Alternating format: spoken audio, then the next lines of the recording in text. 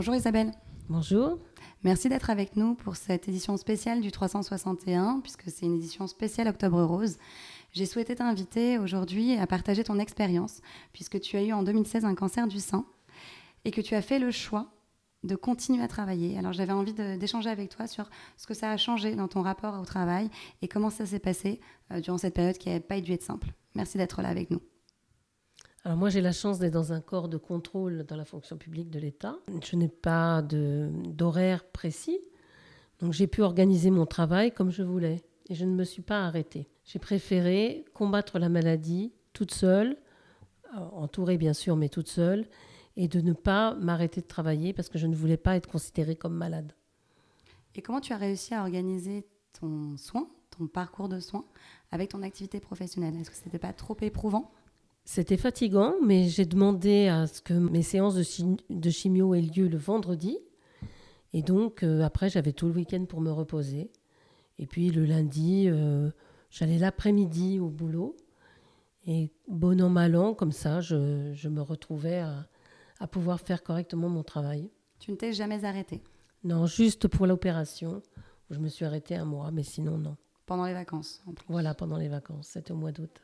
Et alors, comment ton environnement de travail, que ce soit ton employeur ou tes collègues, ont réagi face à la maladie? Eh bien, ils ont été assez sympas. Moi, je n'ai rien caché. Je leur ai dit tout de suite. Et ça, j'avais l'impression de faire partie d'une communauté. Et j'avais aussi une autre collègue qui avait été malade 6 mois avant moi. Et bon, c'était bien. Il n'y avait pas de sujet de conflit dans le travail. Tu n'as pas eu de regard qui changeait sur toi? Je l'ai eu, mais pas forcément à mon travail. Je n'ai pas eu la promotion que je voulais.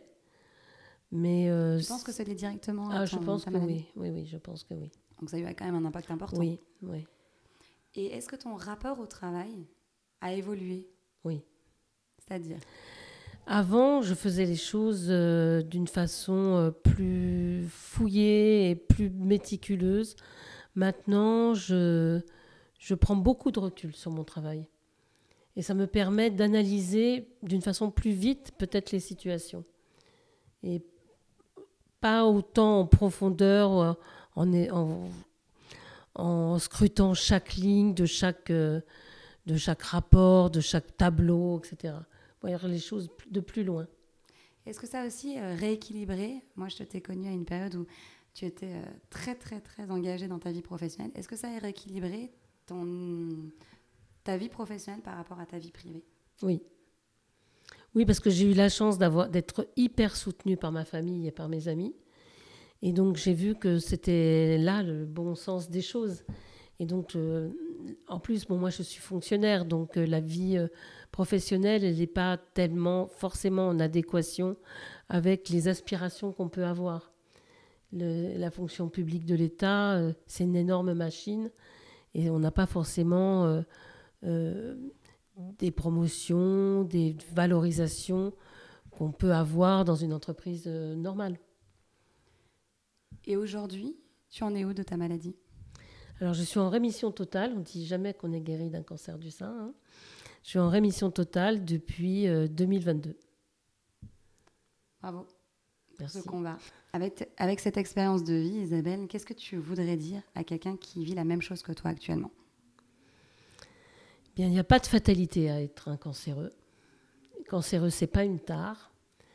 Et on peut très bien vivre correctement, s'investir dans un travail et faire les soins en même temps. Enfin, je voudrais leur dire que c'est pas, ça doit être qu'un passage.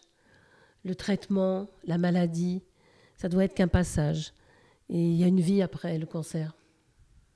J'aimerais savoir, au quotidien, comment ont réagi tes collègues et ton employeur face à la maladie? Alors, mon employeur, qui est l'État, n'a pas vraiment réagi. Mes collègues, elles ont été assez sympas. Les filles ont été sympas. Les garçons ne m'en ont pas parlé.